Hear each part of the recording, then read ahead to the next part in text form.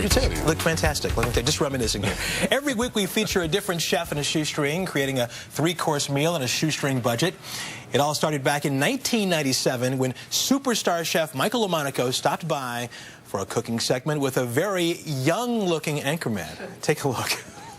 First, I want to get the vegetables. Well, let me ask you this. I mean, as a guy who doesn't cook, and Susan is happy to tell everyone that Russ doesn't cook, this sounds very complicated.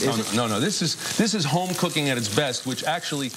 Oh my goodness! 14 years later, we've come full circle. Chef Michael is back. We haven't changed a bit. No, it could be worse. It could be worse. My friend. After stints at Le Cirque, 21 Club, and Windows on the World, Michael is now the executive chef and managing partner at what many consider New York's finest steakhouse, Porterhouse. Today he's prepared a delicious steak dinner that our viewers chose with their calls, all for under $40. Michael, it is fantastic to see you. It's great to be here. You know, in the old days, it was $20. I was going to ask you, $20. $20 was that first budget. I feel like my mother used to tell me White Castles used to be a nickel. I feel like that right now. What's on the menu today? Well, we have a roasted beet salad with blue cheese and butter lettuce. We have a soy-glazed London broil, which is a great cut of beef with acorn squash. And we have a great classic dessert, apple brown Betty. Okay, sounds fantastic. Where are we going to begin?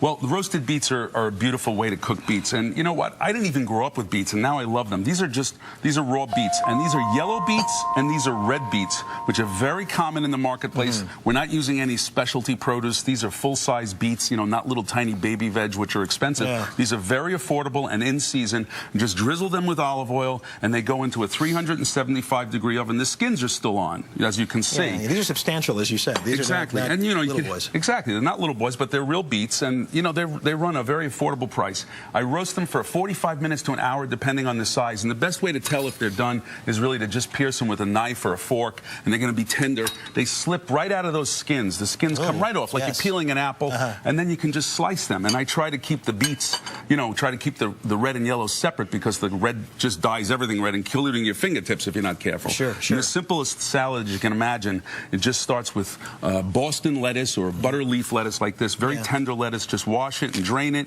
and then I just put a little bit of the red beets and a little bit of yellow beets, and these are, you know, the roasting concentrates the flavor. Yeah. You know, when you boil beets, you know, the boiling and liquid, but when you roast them, they kind of shrivel up and shrink a little bit, but the flavor gets really intense, and they get that roasted caramelization, which is a nice thing to do. Very colorful with some cheese in that as well. This is a little blue cheese, and you know, you're saying, well, where's the dressing? Where's the dressing?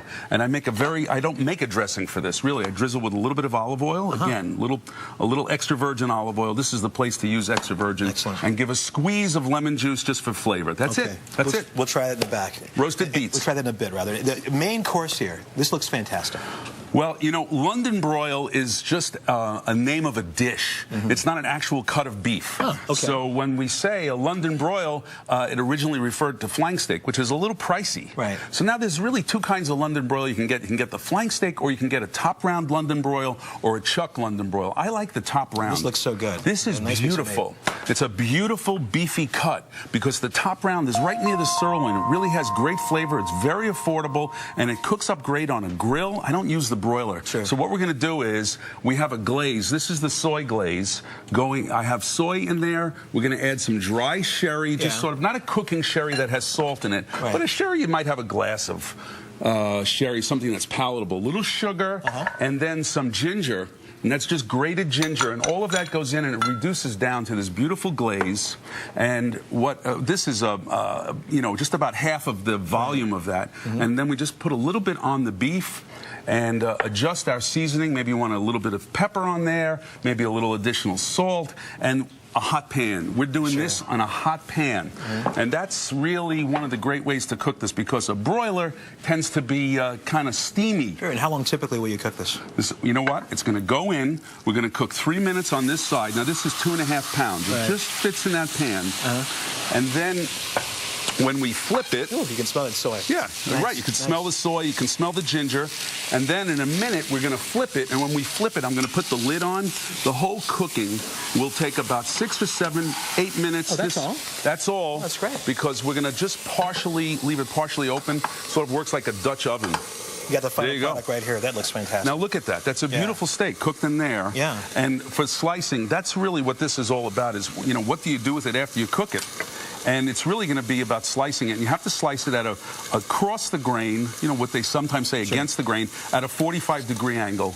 And look at this. You get beautiful slices of beef. Can't wait gorgeous. Can't wait to try that. Very quickly, dessert now. Right. And the side dish with this is just the butternut squash with brown sugar and walnuts. All right. So we have some of that. Recipe is on the website. And the simplest of desserts, which is a classic American dessert, we use breadcrumbs, plain breadcrumbs with a little bit of butter, cinnamon, and brown sugar and apples, and we build it up in a dish like that. That's a 2-quart dish with 4 apples. There's enough dessert in there for 6 people. Wow, apple brown Betty. Let's look at the total now. Let's see how you did on all this. See if you did as well as you did 14 years ago, okay? He did 36.82. That deserves a round of applause. In fact, look at this. You are #1 now. That's lower than last year. Congratulations. Hi. Well, you know, you got to go in season. You go in season. Beets are in season. You know, acorn squash, apples. It is time. They're moving me along. It is time now for you to decide what's on the menu for next week. Here are your choices. For penny with sausage, call StarStar 01. For baby back ribs, call StarStar 02. Remember, don't text. You just have to dial. And for brick pressed chicken, call StarStar 03. Standard data and message rates apply. Betty, I bet you want some of the apple brown Betty. Yes. I heard my name and it was calling me. It was calling me. Thank you so much. Thank you, Russ. Great to see you. Great to see you all. Delicious. We are coming back. You're watching The Early Show on CBS. Yeah.